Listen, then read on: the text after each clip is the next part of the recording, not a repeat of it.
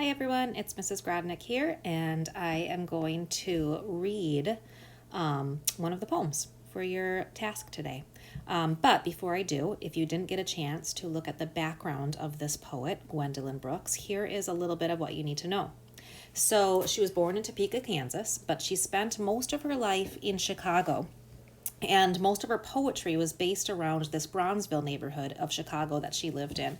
In fact, the Bronzeville neighborhood during Gwendolyn Brooks' time was sometimes compared to the Harlem Renaissance in New York. She received a Pulitzer Prize, which is a really prestigious award to writers, playwrights, for writing things that sort of change the world in a way, really important pieces of writing. So she received a Pulitzer Prize, and she was the first African-American person to ever receive this honor.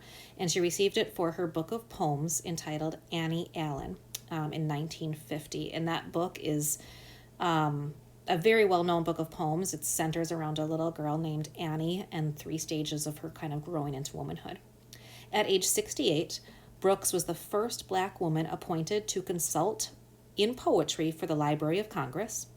And then later in her older life, she served as a poet laureate of Illinois, which basically means that she funded literary awards. She went to ceremonies, visited grade schools, colleges, universities, prisons, hospitals, drug rehab centers. She basically devoted her entire older life to encouraging young people to write.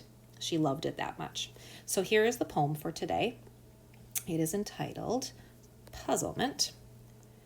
And I want you to notice first just a few poetic elements. You're going to have to find your own other poetic elements, but right off the bat, what I notice is that it's kind of divided into stanzas. So we have 2, 3, 4 stanzas.